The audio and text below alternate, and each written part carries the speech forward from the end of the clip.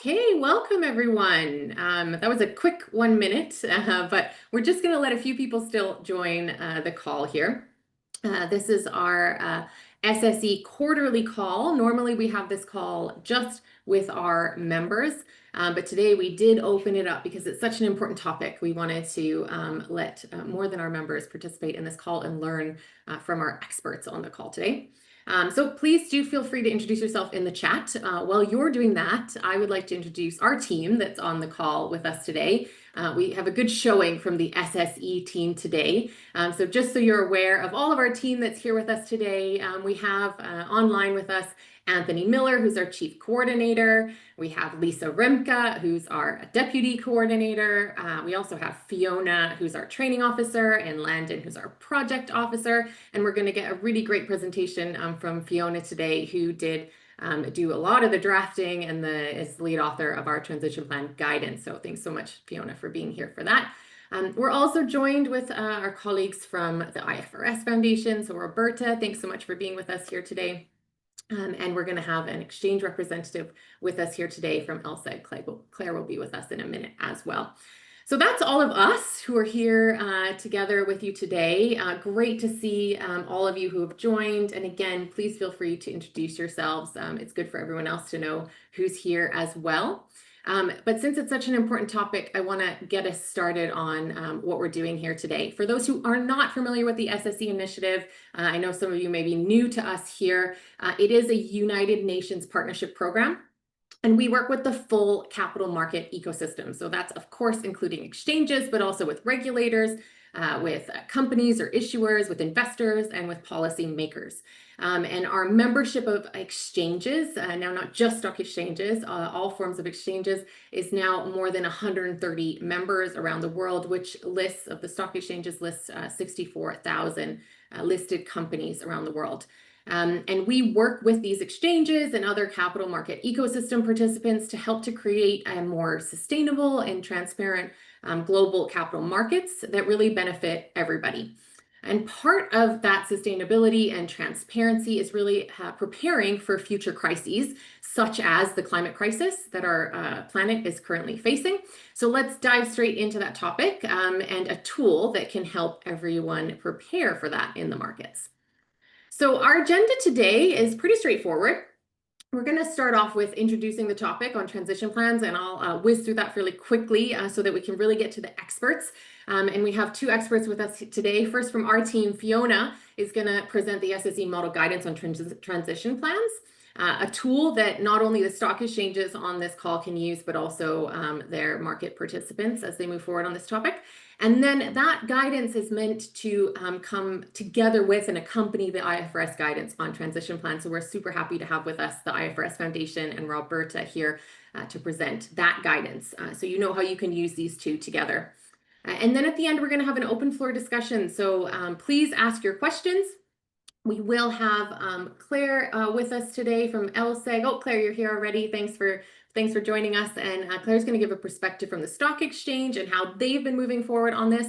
And if you have any questions for Claire or for our experts, please do feel free to ask them. Now, you don't have to wait for the end of the call to ask the questions. Sometimes we run out of time if we're getting too into the topic. So please ask the questions as you think about them.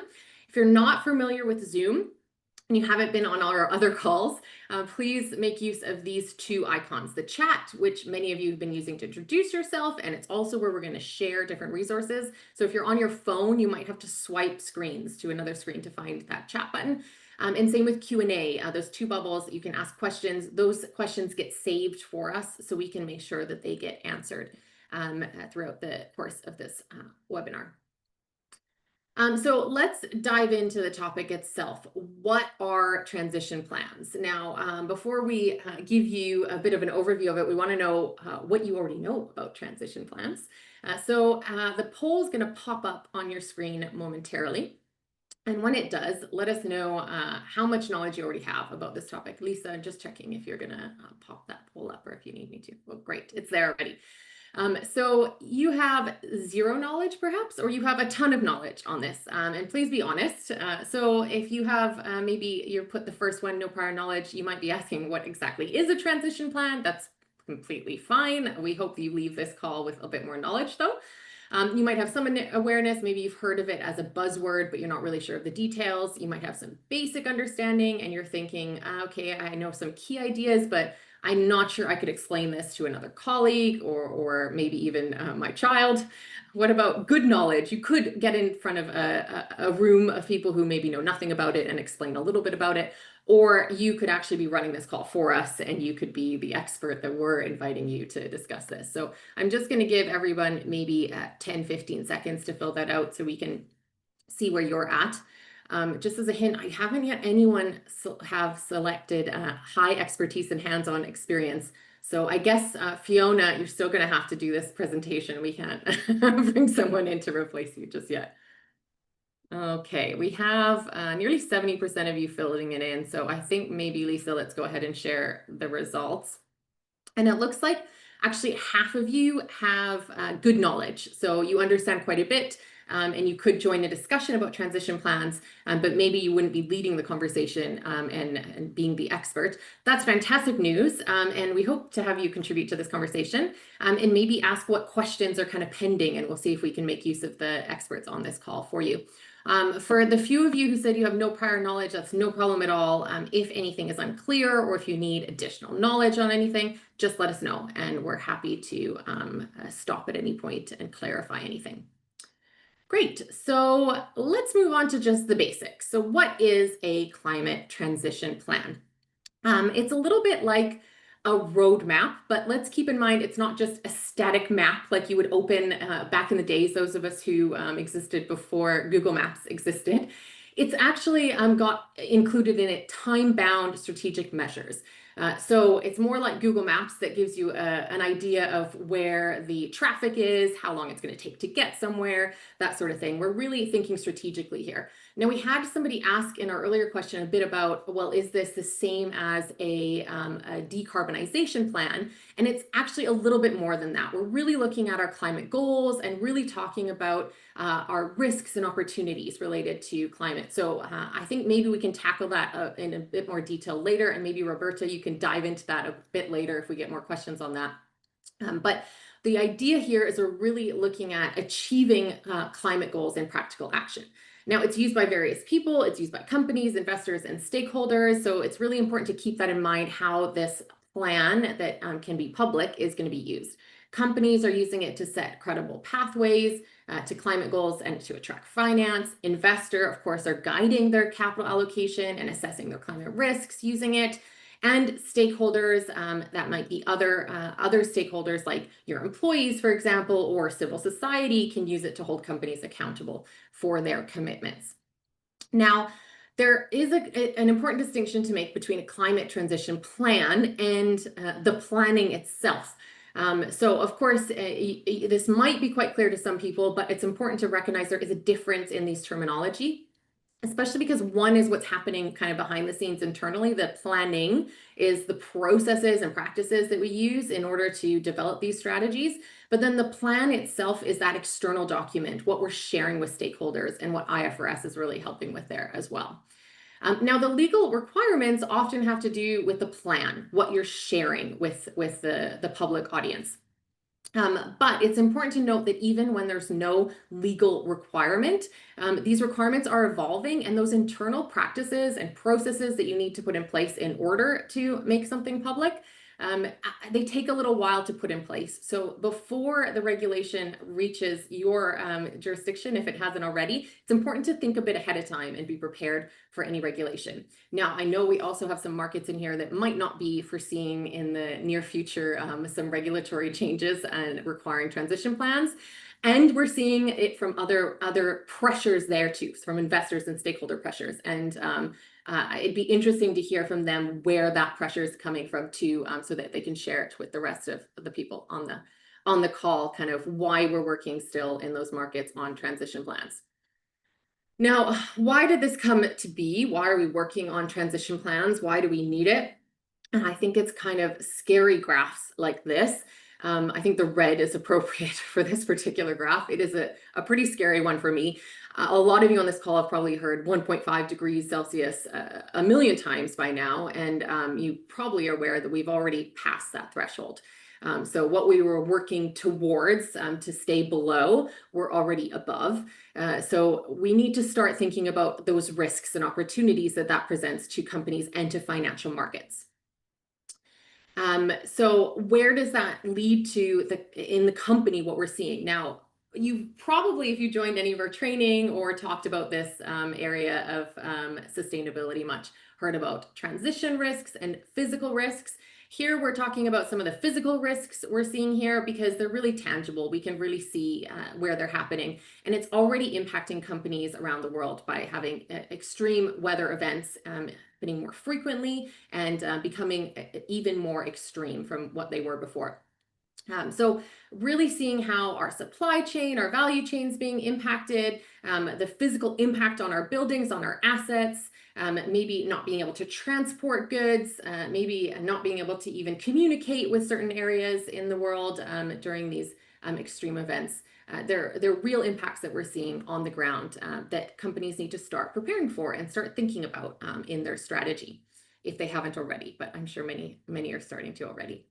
So that was a bit of doom and gloom, but Fiona's here to tell us how we can move forward with this and what tools do we have at our disposal to make sure that we're not just waiting for the next extreme event to happen. So Fiona, can I pass to you hopefully to give us a bit more of a positive outlook and how we can move forward? I'll do my best. Thanks so much, Tiffany, for that great overview. And hi, everyone. Great to be here with you. So, in this segment, I'm just going to give a little bit of an overview of our model guidance. We've heard a bit from Tiffany there about what transition planning is and what the drivers are for its kind of critical importance at this point of time. I'm going to aim now to provide a bit of an overview of the guidance. And also, it was great from the poll to see, obviously, predominantly most of us are fairly familiar with transition planning here. So I think I'll focus in my presentation really just explaining what this guidance is, how those of you who are exchanges can work with this topic with your issuers, and for anyone joining us who maybe is in the seat of being a company preparing their plan, hopefully how this can be a useful guide for you as well. So to get us started on that, Tiffany's already, set out really clearly there, I think, some of the key drivers that are sitting behind the focus on transition planning. But we wanted to just spend a little bit of time focusing as well on specifically why did we develop guidance on this topic beyond obviously the imperative for climate action. Well, I think we've already heard there that we're seeing kind of an increasing expectation and focus on companies in this space. So, whereas, previously perhaps the focus was just on setting an emissions reduction target or maybe a science-based target, increasingly investors in particular, but also wider stakeholders are looking to companies to really have a much more holistic strategy about how they're going to not just contribute to emissions reductions, but also ensure their own resilience in the future as well. And then secondly, we've seen a real uptake of those concepts quite quickly in recent years by both corporates and financial institutions. So there's a growing body of practice out there in terms of transition planning that we can draw from to develop the guidance. Then we also, I think, are increasingly seeing the strategic imperative for developing a transition plan. So not only is it a coherent way for you as an organization to capitalize on potential opportunities in the transition and manage any risks that you're seeing, but also we're increasingly seeing that having a transition plan can be an important vehicle to access that finance that you need to deliver on the plan. So that could be both at an enterprise level, building it into your financing decision making and kind of investor engagement, but also potentially at a project level as well as you look to secure funding for particular activities you want to implement to achieve your transition goals. And then finally, I think we've seen a growing convergence and acceptance around the key practices and frameworks that exist to support transition planning. So for us at the SSE, it seemed the time was really right there to then start to try and bring this together into a guidance that we could share with our network.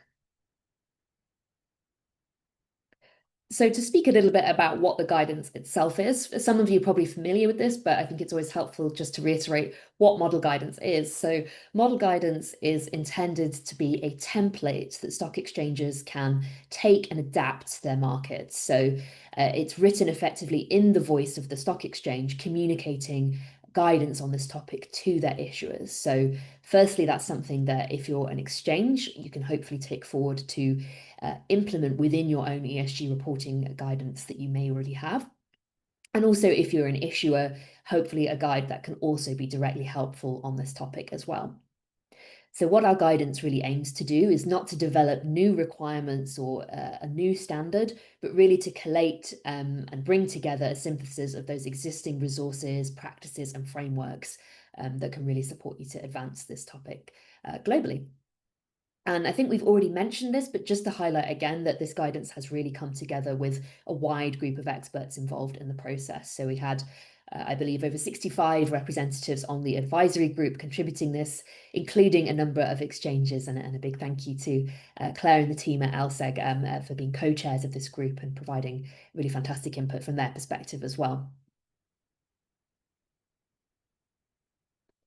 And then in terms of kind of what the guidance does at a high level, so it focuses both on the process to develop a plan and also to implement that internally, but it also talks about how to make a disclosure of a transition plan as well. So aiming to tackle those two sides of the coin. And to do that, it draws, as I've mentioned already, on the well-established work in the transition planning space. So we have GFANZ, the International Transition Plan Network, and the Transition Pathways Initiative, who have been some of the early thinkers on this topic and have developed a lot of the groundwork. So our guidance very much draws from and have the input of these organizations. And alongside that, we'll hear a bit more later from Roberta about the IFRS's recently developed guidance on this topic too. So we were fortunate to be working on this topic as organisations at the same time, and so had the opportunity to ensure some complementarity between our work there as well, which we'll take through a worked example of later in the session.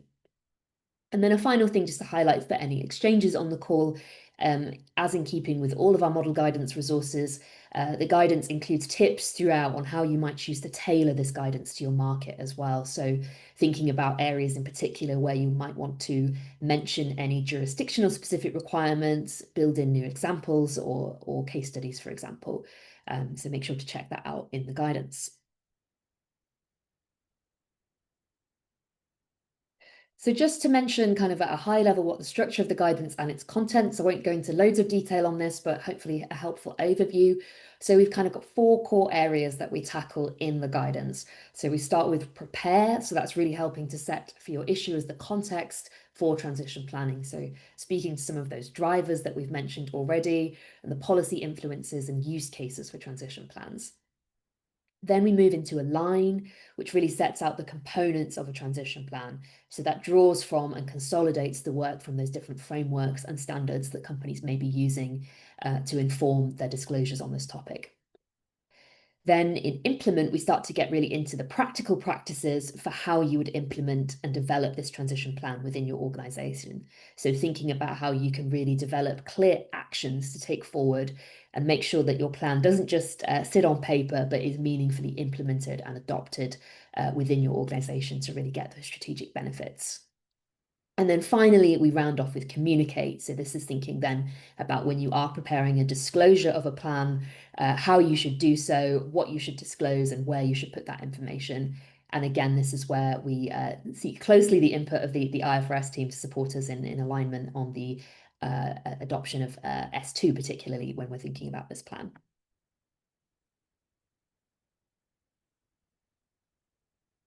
Apologies for that. So just moving on, we have a quick poll question. So I heard, I guess, from the poll that we had to start with that many of you had some familiarity with transition planning. And as we've gathered, again, a bunch of people interested in this topic, we always find it interesting to know what's front of mind for you. So the poll we wanted to ask at this point in time was just to get a sense, really, of what some of the key barriers you might think there are to developing and implementing transition plans. So this could either be direct barriers you're facing in your own organization's approach to this, or maybe what you're hearing from the companies that you work with as well. So You're able to select more than one option here, so feel free to select multiple, but maybe just aim to pick your top two, let's say, in particular, because good to get a sense of where you think the key issues are. So maybe it's around leadership buy-in. So what is really the business case for action on a transition plan and implementation? Does that conflict perhaps with other more near-term priorities? Then maybe we've got some challenges relating to uncertainty or fragmentation in requirements. So perhaps a lack of clarity for organizations, what they should be seeking to align to here. Then perhaps we also have issues in terms of finance and resourcing. So that could be both in terms of the resourcing to develop and implement that plan internally, but perhaps a perception as well that there could be challenges in accessing that financing needed to deliver the actions in the plan. And then maybe also data and measurement as well. So perhaps you have some challenges in getting the right type of quality and depth of information that you would really need to inform the development of a plan.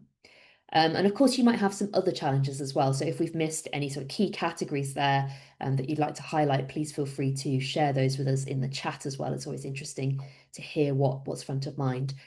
But I think we will share the results there. Thanks for whoever's done that already. And so we're seeing the top response there coming out as leadership buy-in. So interesting to see that. And of course, setting that tone from the top is a really key foundation to this. So understandable that that then becomes a blocker to moving forward. But it looks like a reasonable number of you have also highlighted maybe some of those policy challenges and the financing aspects of it as being difficult as well. See a couple of others, so feel free to share with us in the chat as well what those are. It'd be really interesting to hear what those points are. Okay, so I think, as I said, we don't have time to dive into all of those areas of challenge today, but just to give a flavour, I think, of the contents of our guidance and perhaps how it can hopefully help to support in some of these key areas.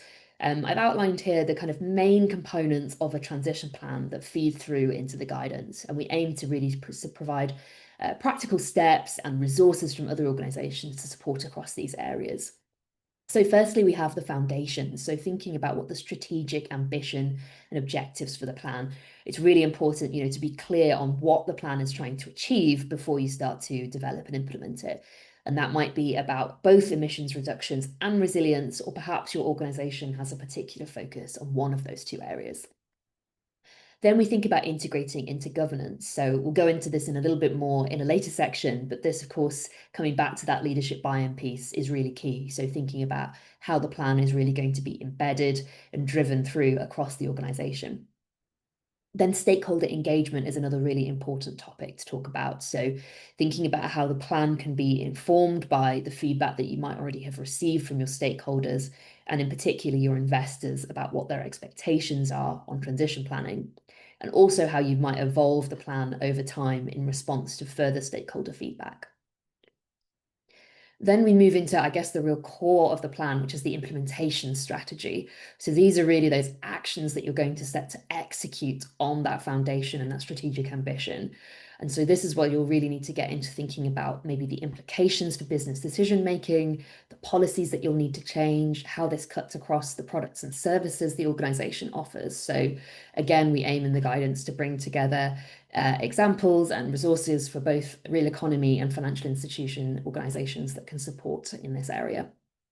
And then finally, we finish with metrics and targets. So, of course, a really important component of the plan to be able to track progress against that overall goal and those implementation actions. So this will comprise both emissions metrics and targets, but also perhaps financial metrics as well that you might start to use to assess that implementation and to connect between your transition objectives and your wider corporate strategy.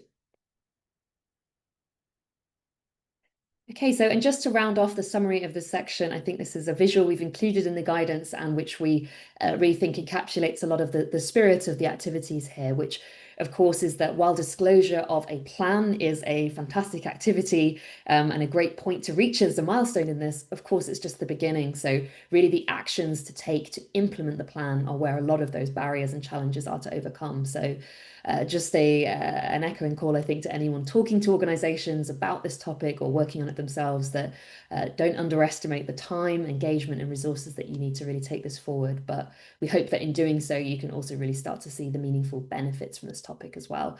And we'll talk a little bit more about that with Claire and how she's seeing that happen with LSEG and your companies too. Okay, brilliant. I'll pass back over to you now, Tiffany. Thanks so much, Fiona, and thanks for taking us through that. It's a really good publication that Fiona led there, but with 65 experts around the world. And a big thank you to SGX and LSEG for co-chairing the advisory group of that publication. And thanks, Claire from LSEG, for being with us today. Before we move on to Roberta's presentation, I just did want to address a couple of the questions that we have here in the chat. One, I'm going to pass to Roberta in a second on time scale. But before we get to that one, we have a super interesting question that's pretty difficult to dive into, I'd say. So maybe if we can just get a few perspectives from the panelists that are here today. Anthony, I wanted to pull you into this conversation because it's really pulling together kind of various areas that we already work on at the stock exchange level, and that stock exchanges are asking about now too, kind of how do we pull these topics together? So they asked, can you clarify how topics like nature and human rights are or can be integrated into a climate transition plan for a holistic approach to a sustainable business model and an equitable and just economy? Anthony, do you want to kick us off with a few of your thoughts on that? Sure. Thanks for that, Tiffany. And thanks to the anonymous attendee for dropping such a big question. It's a very good question and probably a better question than an answer I can provide to you. The only thing I can say is that some of these things are more closely related than others in terms of how you would integrate them into a transition plan or any kind of disclosure related to that. Nature and climate, for example, there are a lot of intersection points there. With climate, a lot of when you think about climate transition plans, it's not only transitioning your business to net zero emissions, it's also transitioning your business to a world with increased physical risk of the sort that Tiffany highlighted at the beginning of this webinar. And that is how are your physical operations, your warehouses, your factories, et cetera, how are they managing in a world with increased extreme weather events and so on. In that sense, you can also have intersection with nature. And many companies, many industries, they have enormous dependence on essentially free things that come from nature, free water that falls out of the sky, free things that come out of the ocean, etc. Advanced chip manufacturing, for example, is very water intensive. You know, where's that water coming from? If you're in a drought situation, where's that water coming from, and what are the implications for your company? These are material issues for shareholders, for the company's viability. And certainly there's an intersection point between that and climate, because climate exacerbates some structural weaknesses of natural services. If you're in an environment that's already stressed for water, climate crisis is going to make it more stressed for water. So these are clear intersection points. I would say for human rights is a cross-cutting issue that needs to be embedded in all business operations. When I used to work in the private sector in the legal department, the motto of the company was always legal compliance first, business second. And human rights is a big part of legal compliance. Let's all remember that most aspects of human rights, these are issues of legal compliance. The one thing I would say in the way the question's asked is not exactly clear, but if you're talking about the human dimension of climate risks, such as a just transition, that sort of thing, I think those are certainly important when you think about how does your individual company deal with transition plans, especially if you're transitioning as an industry from one technology to another. What are the implications for employment practices? What are the opportunities for re-educating current workforces and preparing them for a future where their skills will be more relevant to a net zero emissions industry? So those are just some initial thoughts, Tiffany. Again, it's a big question. The last thing I'll say before I drop off is we do, in addition to our guidance on transition planning, we also have guidance on human rights that's going to be launched in Q4 this year at the Business and Human Rights Forum. And we do have guidance on nature-related financial disclosures, which will be launched in about 1 month's time at the Building Bridges Forum. So So we are working in all these spaces individually, and this question is really trying to tie them all together, and that is certainly something that we can all work on together as we go forward.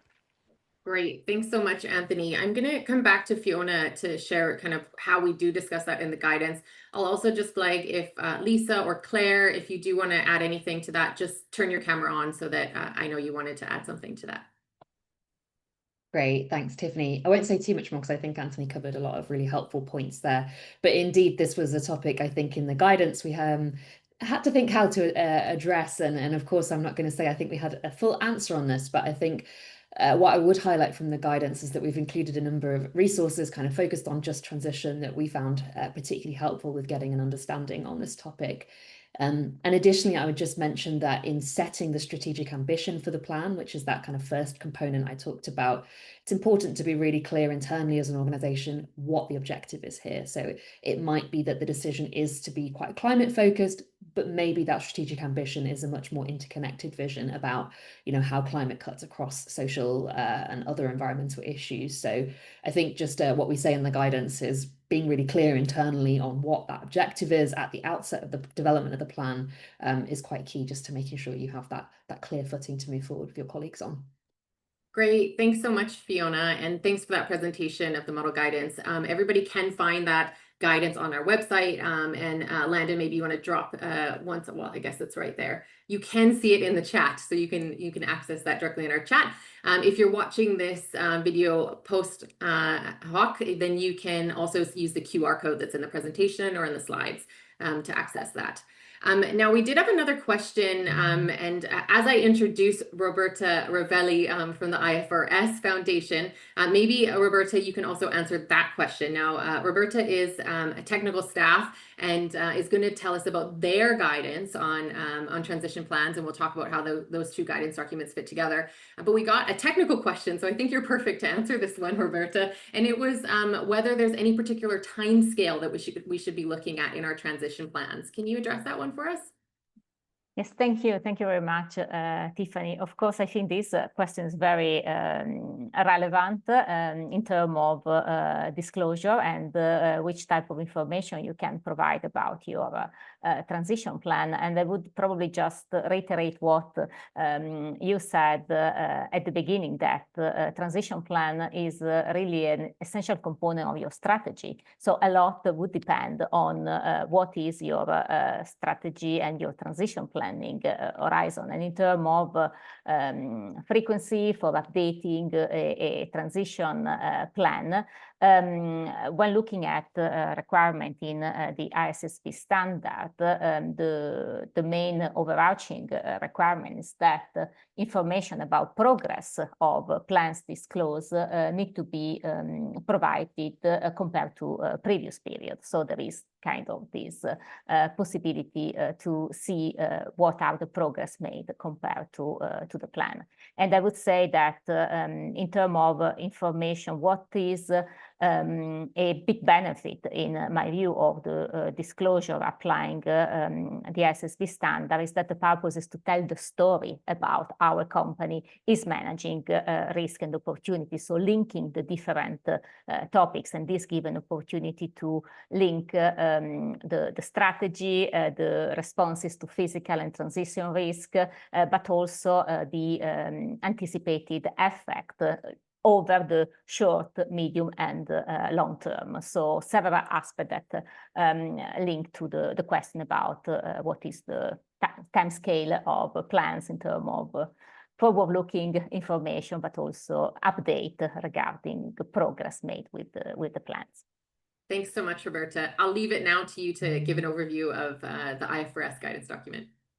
Thank you very much. And the purpose is really to illustrate, I think, how complementary can be the two resources that we have developed. So how the IFRS guidance document can be used together with the model guidance, because I think, Tiffany, at the beginning you you clearly explain that transition planning and information about the transition plan are two different things. And that's the reason why we have two different documents that work well together.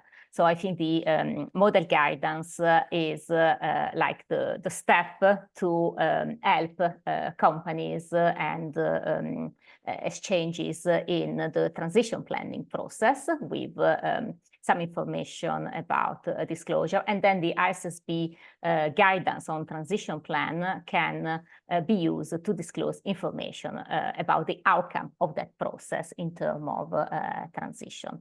Just to give a bit of background on the journey of the ISSB on the transition plan disclosure, the development of this guidance document is in the context of the activities that we at the IFRS Foundation are doing to support the application of IFRS S1 and IFRS S2 that were published in 2023. So the application support is really to help companies that are reading the paragraphs in the standard and look for inspiration on how to apply those requirements in their disclosure. Similar to your model guidance is educational material, so it does not add new requirement, does not change the content of IFRS S2. And Fiona mentioned earlier that there are a lot of resources available on the transition planning, transition plan space. And one of the purposes is really to consolidate resources so that companies can and other parties can find information in one place. And with the purpose of reducing fragmentation of resources available regarding disclosure of transition plans, last year, we have assumed the responsibility for the disclosure-specific material that was developed by the Transition Plan Task Force, so by the TPT.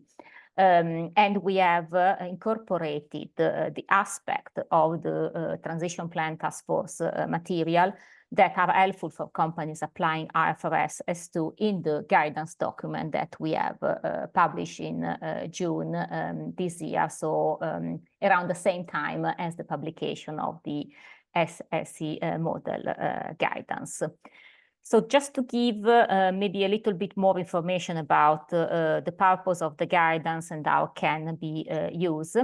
In the first point that I would mention that is probably visible from the cover of the document itself is that the document provides guidance to disclose information about an entity climate-related transition. And that includes information about any transition plans that the entity might have developed. And I think is a clarification that applying the requirement in IFRS S2 to disclose information about managing climate-related risk and opportunities, a company provides information about any strategy for a transition to a lower carbon or climate-resilient economy, even though the entity does not have a formal transition plan in place. If then there is a transition plan in place, additional information are provided regarding the assumption used to develop the plan and the dependencies on which the plan relies.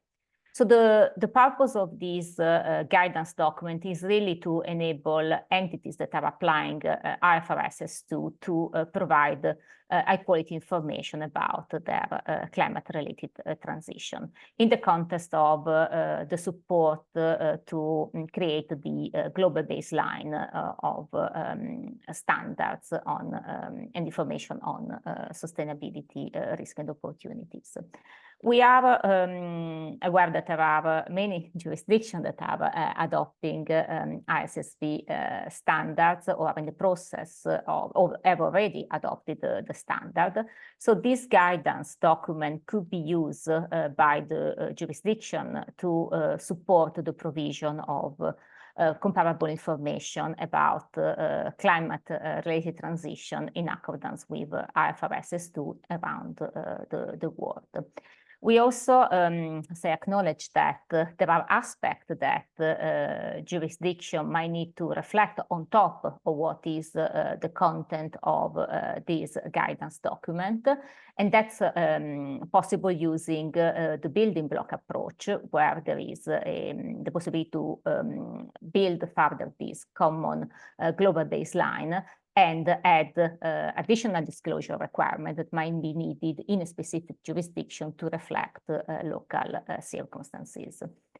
As mentioned, this document complement materials that is developed by other organizations, notably the model guidance that Fiona presented, because what this IFRS guidance document cover is disclosure of information, and there might be other organization, jurisdiction that develop material that explain what should be the content of a transition plan, or that provide support to develop the transition plan itself. When looking at information disclosed applying IFRS S2, one clarification is that the standard require the disclosure of information about any transition plan, does not require the disclosure of the transition plan itself, so not the full document that a company might have developed even for internal purposes and not publish.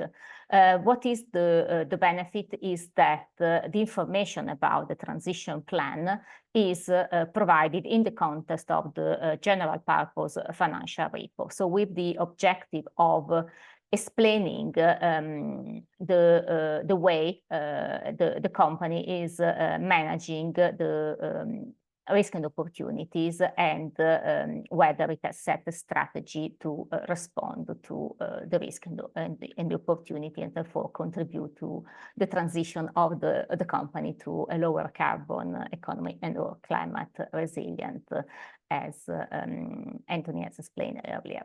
But we know that in some jurisdictions there might be the need to prepare a transition plan document, for example, for the request of a local regulator. So there might be a decision by companies to prepare separate transition plan documents for several reasons, for the benefit of putting all the information about the climate-related transition in one place.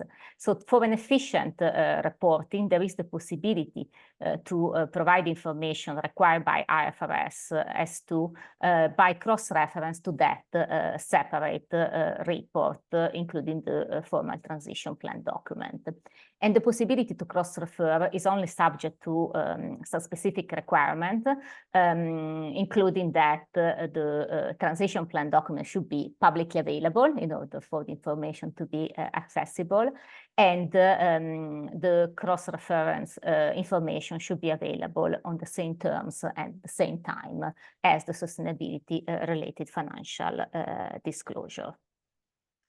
On the next slide, I wanted just to confirm one point that probably Anthony already mentioned earlier. So in the next slide, we confirm, sorry, the slide 24, we clarify in the IFRS guidance document that information that is provided very much depend on the strategic goal that an entity has set. So on the aspect that might cover responses to transition risk, or responses to both transition and physical risk. In the first example, when an entity has set a strategic goal to respond to transition risk, the disclosure would cover action to reduce GHG emissions, in addition to many other things.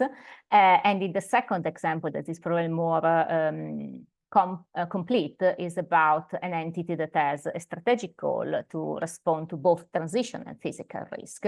In that case, the information disclosed would cover both actions to reduce GHG emission and action to become more climate resilient. So an important point when looking at the IFRS guidance document is that information about both mitigation and adaptation effort is provided, assuming that the entity has set such a strategy. You have already seen a preview of the structure of the guidance document. That is structure following the pillars in IFRS S2 of governance, strategy, metrics, and targets. So similar to pillars that were in the TCFD recommendation. The guidance clearly distinguishes what is a requirement in IFRS S2 from other aspects of guidance, explaining which are aspects that an entity might determine is relevant to disclose depending on the strategy that is set. And the guidance also includes some examples about aspects that are specific for entities that operate in a specific sector. Given that many companies have already used the TPT disclosure framework to develop their transition plan, we have included as an appendix to the IFRS guidance document a mapping between the requirement in IFRS S2 and the element of the TPT disclosure framework, so that companies that are already familiar with the TPT disclosure framework can I would say, leverage on the work that they have already done, also to identify information that need to be provided to comply with IFRS S2. And later in the presentation, we will, with Fiona, illustrate how the specific topic of governance covering the IFRS guidance document can be assessed using aspect of the model guidance and the IFRS guidance on disclosure.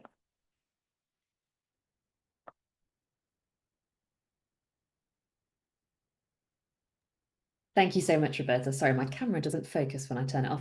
That's fantastic. So just our final segment, I guess, to wrap things up, as you mentioned, is just to show in practice how these two different aspects of our guidance can work together. So we'll just use a quick worked example of the governance aspect of transition planning to show how this works in practice. I'll do this quite quickly just to make sure we've got plenty of time for our open floor segment. But in summary, I guess within the SSE model guidance, we set out, some of the key considerations that a company should take to implement governance internally within the organization. And this draws very much from the work that the TPT have done on this topic. And you'll see that quote that they've shared here really emphasizes the criticality of setting that right tone from the top at the outset of the transition planning processes to ensure it's delivered successfully. And so just to mention as a quick flavour some of what's covered in the SSE guidance on the topic of governance. And what we aim to do here is just to dig in to some of the internal considerations a company would want to take to build out that governance approach. So this is thinking about how they can build and incorporate governance on transition planning into their existing processes, to think about how they should assign different responsibilities in the process. For example, some responsibilities might relate to the disclosure of the plan, and other responsibilities might need to be considered about the operational implementation, for example, of the actions.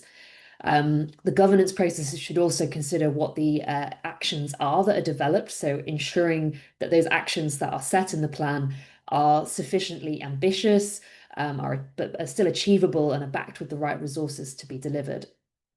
The organization's governance process will also need to think about the skills needed to deliver the plan. So that's not just the skills, maybe in a corporate sense, to understand transition planning and develop the plan, but also probably the practical skills that might need to be developed in the wider workforce or maybe recruited for as well to enable that transition. And finally, an important aspect of governance will also be to think about how stakeholder input has been appropriately considered, both in the development of the plan, but is also used on an ongoing basis to get feedback about how it's implemented. So that's, as I said, a quick flavour of some of what we cover about internal implementation of governance in our guidance. And then over to you, Roberta, to talk a bit about the disclosure aspect of that kind of sits in a complementary way in the IFRS materials. Thanks, Fiona. And exactly as Fiona said, once that the governance around transition plans or setting goals and other action to implement the transition plan is in place, then the requirement in IFRS is to disclose the information about that governance in place apply. And when looking at IFRS S2 paragraph, there are requirements to disclose information that should enable a user of the general purpose financial report to understand these governance processes, control and procedures that are in place, touching different aspects.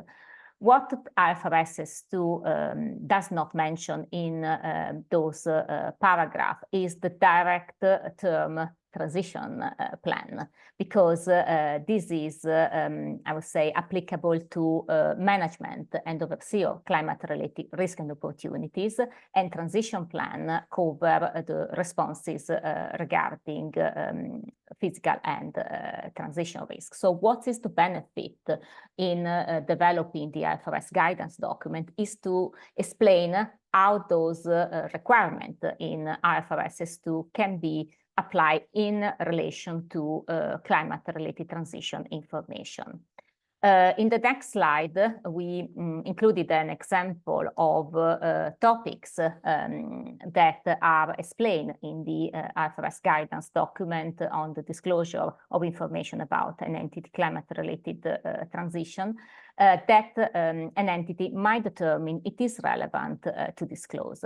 And the determination of what to disclose very much depend on what is in place in terms of processes around governance in this case.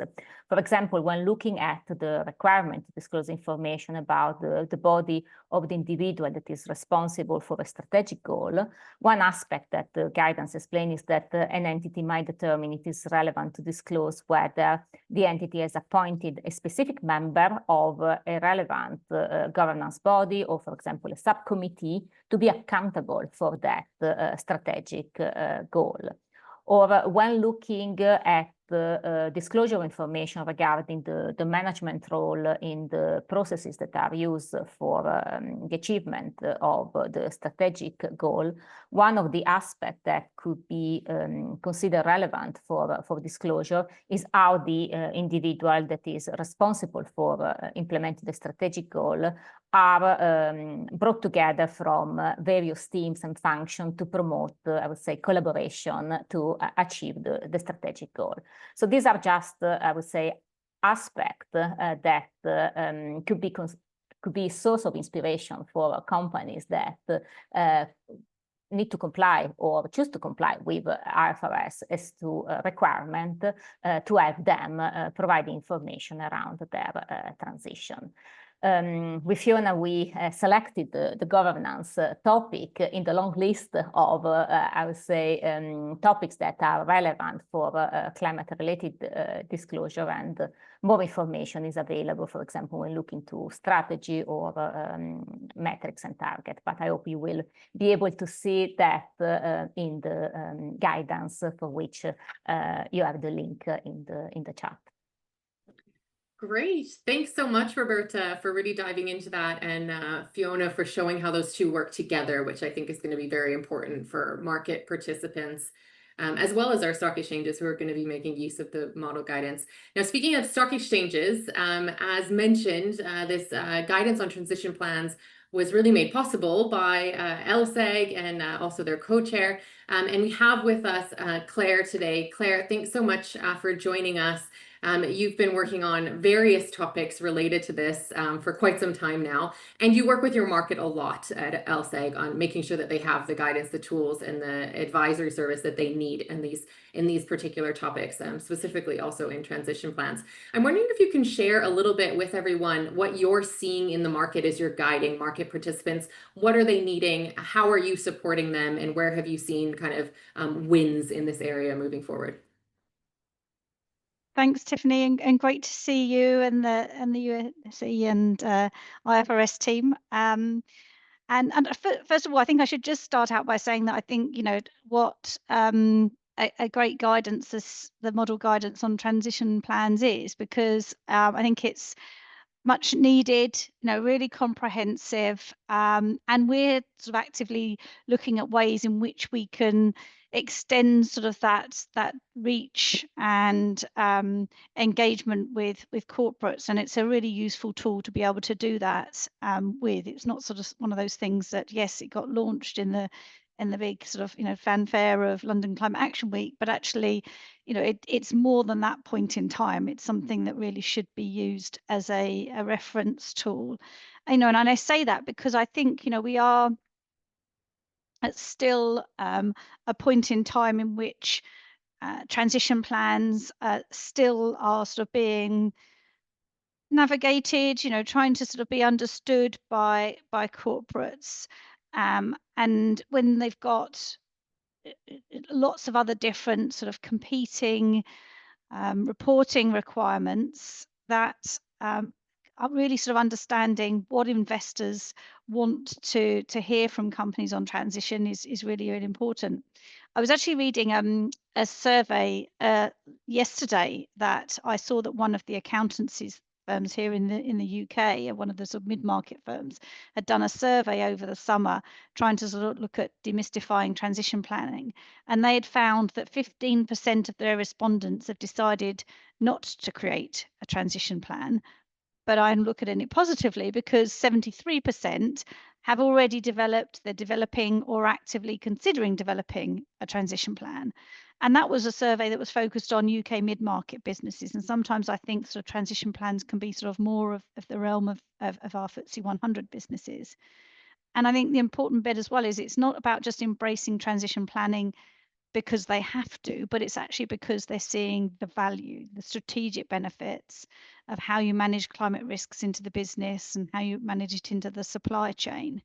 But I think there's still sort of work to do there for sure, because nearly a third of companies in that sort of 500 million pounds to £1 billion in revenue category have decided not to create a transition plan or never heard of one. So I'm quite sort of keen to sort of engage with that firm and sort of try to see if we can understand a little bit more about that, because I think having robust guidance on what a transition plan entails is very helpful. And if I reflect on having developed our first transition plan, and that came sort of under the remit of our group sustainability team, which Jane Goodland leads.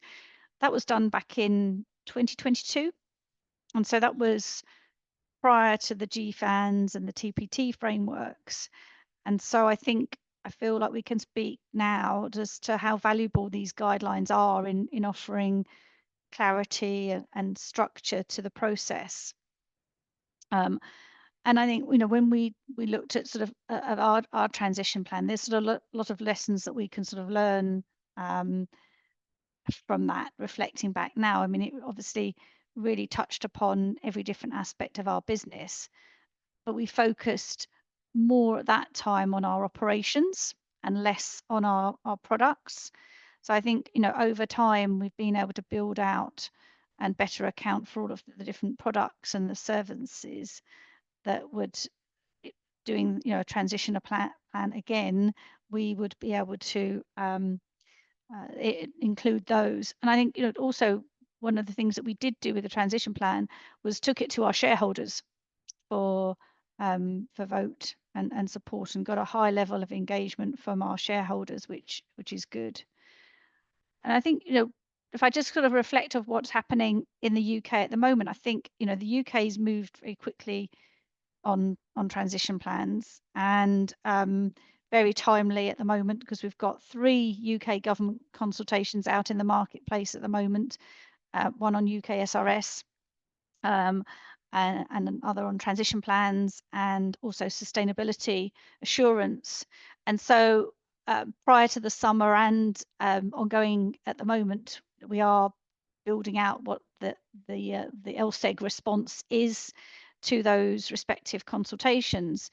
but also doing a lot of corporate engagement at the moment, whether that sort of be bilaterals in my team talking to the LSE PLC listed companies, or actually sort of wider in the organisation with our policy team and our group sustainability team running some workshops as well, where we're bringing together all the different stakeholders. So we're sort of hearing views from whether it be sort of the asset owners and asset managers, that they are often quite, there's a few sort of high level things we're hearing from them. One, is that we need to be careful with the direction of way that reporting is going, so that we don't end it in what's called, people referring to the Hobbit. I'm glad they weren't talking about the Lord of the Rings, but they were sort of saying that actually reporting and the documentation of it is getting a little bit lengthy, and there needs to be a lot of heavy signposting within that. And some of the investors said that they would like to see mandatory transition plans, but not necessarily mandatory content. A lot of consensus around needing to have some interoperability and avoidance of sort of excessive prescription. And we're sort of certainly seeing that from a corporate's perspective, it often is sort of dependent on what they've been prioritizing from a reporting perspective. There's sort of been, they've got European operations, if it's been CSRD, or if they're having more sort of an ISSB-led approach.